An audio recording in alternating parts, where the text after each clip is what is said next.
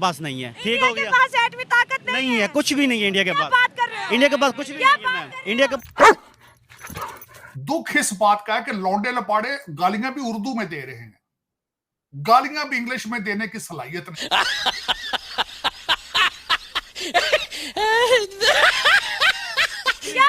India के पास कुछ है, इंडिया के पास भी एटमी ताकत है, पाकिस्तान के पास है भाईजान मेरी बात और इंडिया तो बेटा हमसे पहले एटमी ताकत है।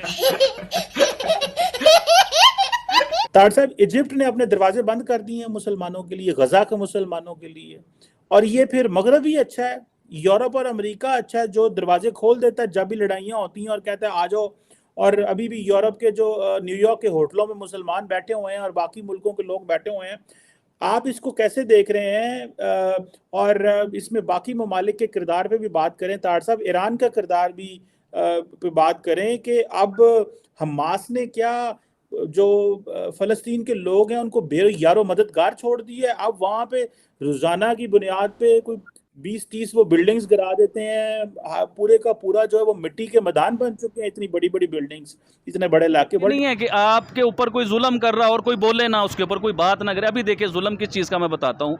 5000 जो रॉकेट छोड़े गए हैं सर, वो 5000 रॉकेट हैं, वो जहाँ पे गिरता है कभी इमेजिन कीजिए, कभी सोचिए अपने दिमाग से कि छोटे छोटे बच्चे स्कूल जा रहे हैं, कोई प्रेग्नेंट औरत है हॉस्पिटल लेके जा रहे हैं, कोई बीमार है, किसी को हार्ट अटैक है, कोई अपने घरों में परेशान है, उसके घर के ऊपर वो रॉकेट गिर रहा है, रास्ते में जा रहे हैं, आपने देखा होगा बसों के ऊपर रॉकेट गिरे हैं, तो उसमें छोटे छोटे बच्चों की जानें गई हैं भाईजान। जुल्म हुआ है। अब देखिए जब जंग होती है ना, तो जब जुल्म और मजलूम वाला चक्कर नहीं होता, फिर जंग होती है, फिर जीत या हार होती है किसी की। अब जब उन्होंने जंग स्टार्ट की तो इसराइल ने ऐलान किया कि भाई हमारे यहाँ अब जंग स्टार्ट हो चुकी हुई है, हम प्रॉपर जंग करेंगे। ये तालिबान के भी जश्न मनाते रहे हैं। इनको मैं हिस्टोरिकली ये बताना चाहता हूं कि फलस्तीन के अंदर एक तो ये 15 साल की 5वीं जंग है, ये पिछले 15 साल की, ये पहली दफा नहीं हुआ, पहले भी जनीन और बड़ा कुछ हुआ वहां पे।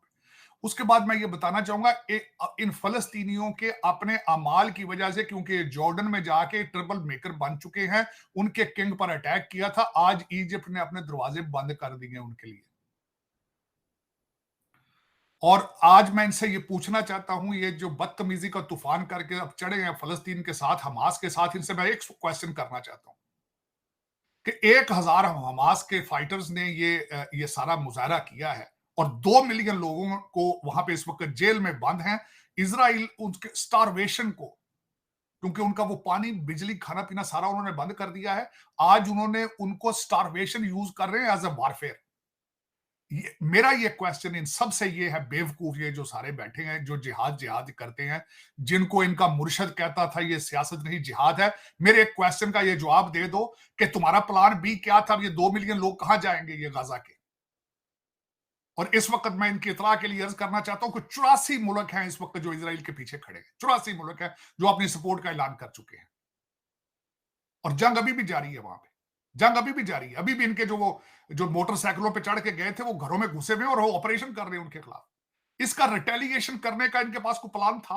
इसराइल और फलस्तीन के अंदर इस वक्त जो जंग का समा है और भारत अपने दोस्त इसराइल को सपोर्ट कर रहा है। उन्होंने कहा कि अगर आपको जंग करने के लिए फौजें चाहिए, फौजें भी देंगे, मिसाइल देंगे, ब्रह्मोस देंगे।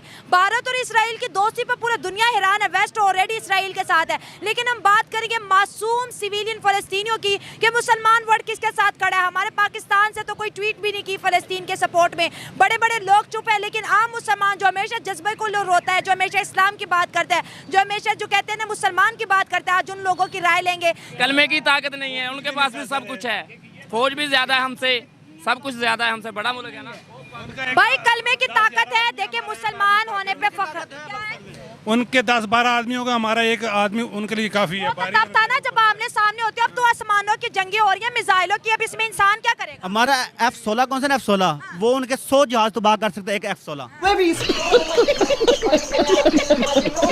अगर हिस्ट्री देखें तो इंडिया ने इसराइल के अगेंस्ट भी उन्होंने मैंने इस चीज का शुरू में एक जवाब दे दिया हुआ है आपको कि जब हक की बात होगी तो इंडिया साथ खड़ा होगा। देखें उस टाइम इंडिया ने इसराइल के अगेंस्ट वोट नहीं दिया। क्यों दिया? कि उस टाइम इंसानियत की खिलाफ वर्दी हो रही थी।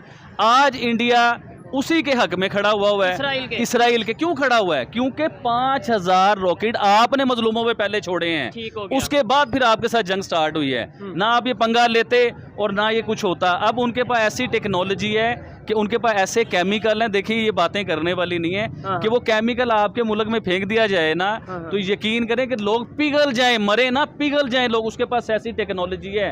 तो लिहाजा अभी भी वक्त है, जितनी तबाही हो चुकी है अभी रोक लीजिए। आलमी ताकतें पता क्या कह रही हैं, ठीक है, जैसे इस्लामिक कंट्रीज हैं, अरब अमारात हैं, वो सब इनका साथ दे रहे हैं मुसलमान होने के नाते। ठीक है, लेकिन मकसद ये है कि आप सच्चाई का साथ देंगे तो सब कुछ ठीक हो जाएगा। अगर आप इस चक्कर में लग रहे जी हमारा किबला अव्वल है और हमने उसे बचाना है, देखें वो सबका किबला अव्वल है, वो आप कोई इस्लाम के अकेले ठेकेदार नहीं हो, हम सब हैं। तो हजरत उमर ने जब इजाजत दे दी थी कि यहूदी इधर आ सकते हैं, आप हिस्ट्री खोल के देखिए भाईजान, ठीक हो गया। हजरत उमर ने यहूदियों को इजाजत दी थी। आप कौन से मुसलमान हो, हजरत उमर की बात को नहीं मान रहे हो आप किस चीज़ से उन्हें रोक सकते हो?